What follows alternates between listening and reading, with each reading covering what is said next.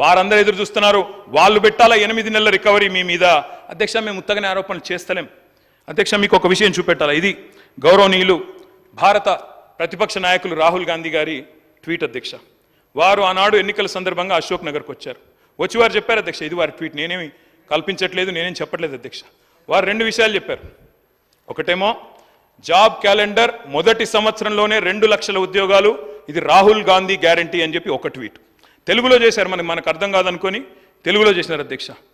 తెలంగాణలో కాంగ్రెస్ ప్రభుత్వం ఏర్పడిన ఏడాది లోపే 2 లక్షల నియామకాలను పూర్తి చేసి యువతకిచ్చిన మాట నిలబెట్టుకుంటాం.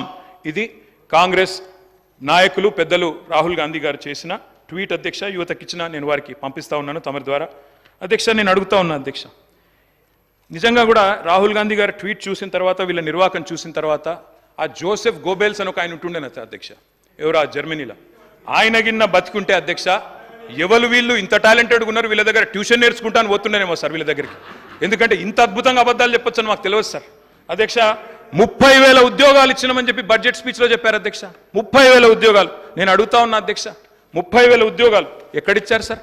అధ్యక్ష, ఐ రికమెండ్, నేను అక్కడ మొత్తం డేట్స్ ఉన్నాయి, నోటిఫికేషన్ ఎప్పుడు వచ్చింది, పరీక్ష ఎప్పుడు జరిగింది, మీరు ఎప్పుడు కాగితాలు ఇచ్చిన డేట్లు ఉన్నాయి చెప్పమంటే చెప్తా అధ్యక్ష. డేట్ స్టాఫ్ నర్స్ ఉద్యోగాలకు నోటిఫికేషన్ ఇచ్చింది 20 డిసెంబర్ 2022, పరీక్ష పెట్టింది ఆగస్టు 23, సింగరేణి ఉద్యోగాలు నోటిఫికేషన్ వచ్చింది జూన్ 22, తుది పరీక్ష పెట్టింది సెప్టెంబర్ 22, పోలీస్ కానిస్టేబుల్ ఉద్యోగాలకు నోటిఫికేషన్ ఏప్రిల్ 22, ప్రిలిమ్ పరీక్ష ఆగస్టు 22, ఫిజికల్ టెస్ట్ జనవరి 23, మెయిన్ పరీక్ష ఏప్రిల్ 23. ఇవన్నీ కలిపి 30,000 ఉద్యోగాలు మేమిచ్చినామని కేసీఆర్ గవర్నమెంట్లో పరీక్షలు పూర్తయ్యి మొత్తం జరిగిన తర్వాత ఇవాళ వచ్చి వీరు మేము ఉద్యోగాలు ఇస్తామని చెప్తున్నారు అధ్యక్ష. నేను వారిని ఒకటే అడుగుతా ఉన్నా అధ్యక్ష. 30,000 ఉద్యోగాలు ఇచ్చినామని చెప్పి బడ్జెట్ ప్రసంగంలో ప్రజలను తప్పుదోవ పట్టించినందుకు, తెలంగాణ యువతను తప్పుదోవ పట్టించినందుకు మీ మీద వేయాలి అధ్యక్ష ఛార్జ్ షీటు, రికవరీ. ఇది కరెక్ట్ కాదు అధ్యక్ష, ఈ రకంగా యువతను తప్పుదోవ పట్టించడం.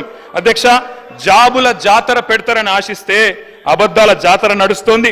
ఇంట్లో ఉన్న క్యాలెండర్ ఇంకో 4 నెలలు అయితే అది కూడా మారిపోతుంది, అయిపోతుంది. కానీ కాంగ్రెస్ చెప్పిన జాబ్ క్యాలెండర్ మాత్రం అత్తలేదు పత్తలేదు అధ్యక్ష.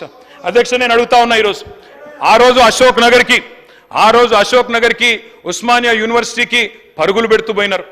డిప్యూటీ సీఎం గారు నేను అడుగుతా ఉన్నా, అయ్యా డిప్యూటీ సీఎం గారు, మీరు నేను హౌస్ అడ్జన్ కాగానే పోదాం అధ్యక్ష, అశోక్ నగర్కి పోదాం, మీ ముఖ్యమంత్రి గారు వస్తానంటే వారిని కూడా తీసుకొని పోదాం, సెక్యూరిటీ లేకుండా పోదాం, మంచిగా పర్సనల్గా పోదాం. పోయి అక్కడ ఉండే ఏ ఒక్క యువకుడు, ఏ ఒక్క యువతి, ఏ ఒక్క చెల్లెలు చెప్పినా, ఒక్క ఉద్యోగం అన్నా ఈ ప్రభుత్వం ఇచ్చిందని చెప్తే నేను అక్కడనే రాజీనామా చేసి వెళ్ళిపోతాను అధ్యక్ష. ఒక్క ఉద్యోగం రేవంత్ రెడ్డి గారి ప్రభుత్వం, కాంగ్రెస్ ప్రభుత్వం వచ్చినాక కొత్తగా ఇచ్చినాము అని ఏ ఒక్క యువతి కానీ యువకుడు చెప్పినా నేను అక్కడే రాజీనామా చేసి రాజకీయ సన్యాసం తీసుకుంటా అధ్యక్ష. ఒక్కరు చెప్పినా నేను చెప్తా ఉన్నా అధ్యక్ష, అక్కడే సిటీ సెంట్రల్ లైబ్రరీలో ముఖ్యమంత్రి గారికి, ఉప ముఖ్యమంత్రి గారికి, మా పార్టీ తరపున, తెలంగాణ యువత తరపున 1,00,000 మందితో పౌర సన్మానం కూడా పెడతామని చెప్పి నేను చెప్తా ఉన్నా అధ్యక్ష. అధ్యక్ష, ఈ రకంగా చెప్తాను అధ్యక్ష. 10 ఏళ్ళు కూడా ఏం చేసినామో చెప్తాను. ఇంత అద్భుతంగా అసెంబ్లీని పక్కదారి పట్టిస్తున్నారంటే ఆయన వాగ్దాటితోటి 10 ఏళ్ళల్లో మరి గత తెలంగాణ ఉద్యమంలో ఇంటికో ఉద్యోగం ఇస్తామని చెప్పి మోసం చేసి మీరు ఉస్మానియా యూనివర్సిటీకి 10 ఏళ్ళల్లో పోలేని పరిస్థితి తెచ్చుకున్నది మీరు. ఆయన చెప్పే ఉద్యోగాల కథ ఎట్లున్నదంటే కోట శ్రీనివాస్ గారి యొక్క కోడి కథ. నోటిఫికేషన్లు ఇస్తే ఇచ్చుడు, ఈసారి మళ్ళీ ఓట్లు వేస్తే మళ్ళీ తర్వాత ఉద్యోగాలు ఇస్తాం, అట్లా ఆశ పెట్టుకుంటా మీరు మోసం చేసుకుంటూ వచ్చిర్రు. మరి ఆ 34,000 ఉద్యోగాలు 10 ఏళ్ళ అధికారంలో ఉండి మరి మీరు ఎందుకు ఇవ్వలేకపోయారని చెప్తున్నా. ఎందుకు ఇవ్వలేదు? ఇంకొకటి, దాదాపుగా ఈ రోజు వరకు మా నోటీస్కి వచ్చింది డబుల్ పెన్షన్స్ అంటే సర్వీస్లో ఉండి రిటైర్డ్ అవ్వడమో లేదా వాళ్ళ కుటుంబానికి వచ్చేటువంటి 20,000, 1,00,000 ఇట్లాంటి పెన్షన్స్ తీసుకునే వాళ్ళు మీ హయాంలో దాదాపుగా ఇప్పటి వరకు మాకు వచ్చినాయి 5,600 లిస్టు. లక్ష్మమ్మ గారు కూడా 24,000 పెన్షన్ తీసుకుంటుంది సార్. సరే, లోకల్ అధికారులు రికవరీ చేసినట్టుంది, అది మా నోటీస్కి రాలేదు. ఆమె 24,000 పెన్షన్ తీసుకుంటుంది, ఇటు 2,000 పెన్షన్ కూడా తీసుకుంటుంది. ఇంకొకటి, వారు చెప్పిర్రు ఉద్యోగులకు 2 పెన్షన్లు ఇస్తామని చెప్పిరని. ఎస్, మీ ప్రభుత్వంలో రాగానే ఆశా వర్కర్లు కావచ్చు, అంగన్వాడీలు కావచ్చు, బస్ డ్రైవర్ల తల్లిదండ్రులు కావచ్చు, వాళ్ళ పెన్షన్ కూడా తీసేసారు.